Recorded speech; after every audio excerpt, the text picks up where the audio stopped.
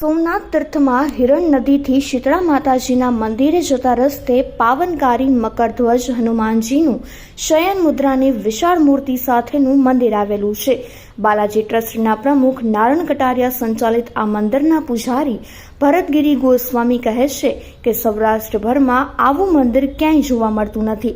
સામાન્ય રીતે હનુમાનજી દાદાની ઉભેલી મૂર્તિઓ જોવા મળે છે, જ્યારે અહીં બિરાજમાન મકરધ્વજ હનુમાનજીની પ્રતિમા શયન મુદ્રામાં એટલે કે સૂતેલી પરંતુ ખુલ્લા નયનો સાથેની 30 થી 40 ફૂટ લાંબી અને 7.5 ફૂટ પહોળી અને 1.5-2 ફૂટના ઘેરાવાવાળી દિવ્ય મૂર્તિ બિરાજમાન છે, જે મંદિરના ભૂયણ તળિયામાં છે, પરંતુ ભાવિકો ખુલ્લી ગેલેરીથી દર્શન કરી શકે છે.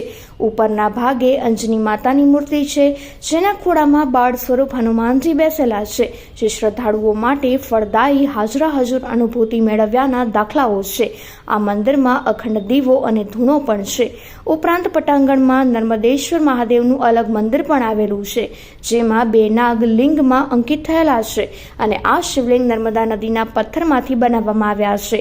લાલ ભૈરવ અને કાળ ભૈરવની મૂર્તિ છે. રામદેવ પીર મંડપની ડેરી છે. બેલી પતત વૃક્ષ નીચે શિવલિંગ છે. મંદિરના પૂજારી ગોસ્વામી ભરતગીરી વાત વધારતા કહ્યું છે કે હનુમાન જયંતિના દિવસે ભવ્ય દિવ્ય કાર્યક્રમો છે. સુંદરકાંડના પાઠ, પ્રસાદ વિતરણ દાતાઓ દ્વારા ઉપરાંત વેરાવળના ચેન દાદા જોશી 11 ભૂદેવો સાથે અહીં મારુતિ યજ્ઞ કરશે અને વહેલી સવારે મહાપૂજા અને આરતી થશે. મારું નામ છે ભરતગીરી મકનગીરી ગોસ્વામી. હું અહીંયા પૂજારી તરીકે છેલ્લા 5-6 વર્ષથી પૂજા કરું છું. આ મંદિર નારણભાઈ કટારિયા વેરાવળ બાલાજી ટ્રસ્ટ સંચાલિત મંદિર છે.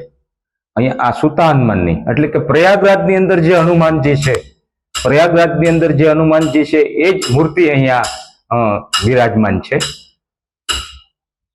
હનુમાનજી શું કાર્યક્રમો છે?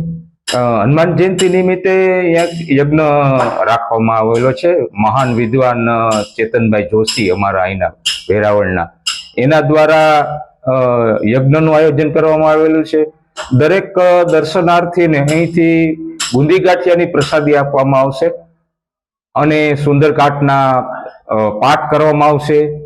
ધૂન મંડળો અહીંયા આવશે, ધૂન રાખવામાં આવી છે. આ મંદિર પરિસરમાં કેટલી વસ્તુ આવેલી છે?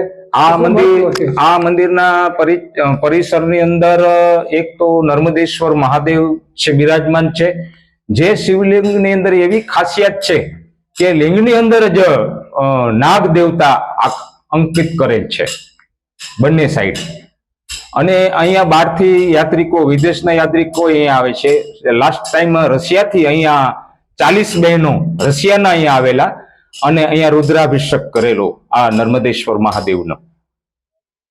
સોમનાથ વિસ્તારમાં આવેલું છે. શીતળા માતાજીના મંદિર તરફ એની પાસે હિરણ નદીને કાંઠે આ મંદિર આવેલું છે.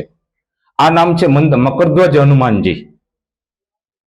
મકરધ્વજ હનુમાનજીના પરચાઓ મળ્યા છે? પરચાઓ મળ્યા છે. જેવી માન્યતા લોકો અહીંયા જે આસ્થા લઈને આવે છે એની મનોકામના પૂર્ણ થાય છે. માત્ર દાદા પૂર્ણ કરે છે એવા લોકોએ અમને આવીને કીધેલું છે કે ભાઈ અમે અહીંયા દર્શને આવ્યા હતા અને અમારી મનોકામના પૂરી થઈ છે. લોકો ધર્મપ્રેમી અહીંયા સતત આવે છે અને દર્શન કરે છે દરેક લોકો.